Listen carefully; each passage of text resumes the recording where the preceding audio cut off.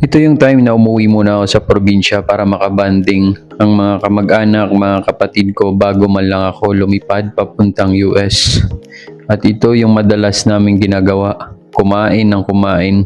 Sa palagay ko nga, nadagdagan ako ng timbang dahil sa kakakain namin. At ito din yung time na pumunta kami sa ilog para makita o mabisita yung lugar na kung saan kami naglalaba, naliligo, at nangunguha ng isda dati kasama yung papa ko. At ito yung time din na dumalaw kami sa lolo't lola namin at sa papa ko. At kinagabihan ay gumala kami para maghanap na naman ng mga kainan kasama yung mga kamag-anak at mga kapatid ko. At dito napakasaya nila dahil minsan lang kami magkasama sa loob ng minsan 2 taon, 3 taon bago kami magkasama. At nanood kami ng concert kasi every year or every fiesta may inimbitahan dito sa amin ng mga sikat na banda. At dito nag-perform ang Cup of Joe.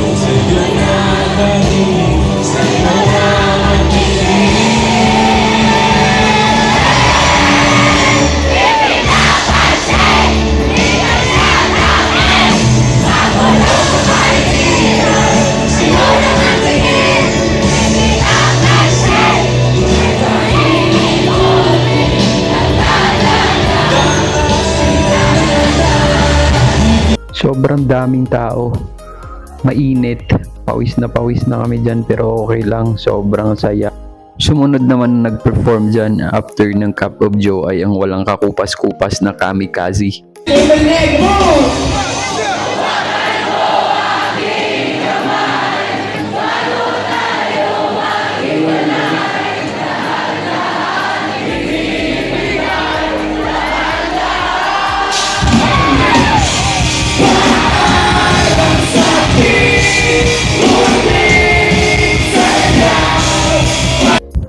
At yan, nung matapos ang concert ay nagkaroon ng fireworks.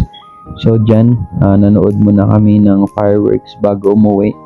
Pero habang nakatingala ako at nakatingin sa pailaw na yan, na-realize ko na sobrang hirap pala ng buhay namin dati sa probinsya. Halos isang kahig, isang tuka kami. Nag-aral ako dito mula elementary hanggang high school. 5 months old pa lang ako, nasa piling na ako ng mami ko, which is yung kapatid ng papa ko, dahil naiwan ako dito sa probinsya dahil wala nga kaming bahay sa Maynila. College na ako nung nagpunta ng Maynila. At dito ko naisip na grabe, ang dami naming pinagdaanan bago marating kung saan man kami ngayon. Malayo na narating namin pero malayo pa. Pero kahit papano, nandun na kami sa isang bagay na kung saan hindi na kami tulad ng dati. At nagpapasalamat ako sa mami ko at sa asawa niyang nagbigay suporta sa akin nung nasa probinsya ako. Sana masaya siya kung nasan man siya ngayon na nakikita kaming magkakapatid na malayo na yung narating namin. Nakakalungkot lang na kung saan narating ko na yung bagay na gusto kong marating ay wala na sila. Pero alam kong nandyan sila palagi para sa akin. Kaya sa mga tao dyan na kala nyo hanggang doon na lang, huwag kayong mawalan ng pag-asa. Kaya nyo yan. Gawin nyo ang mga bagay na sa tingin nyong tama na makapagpabuti sa inyo.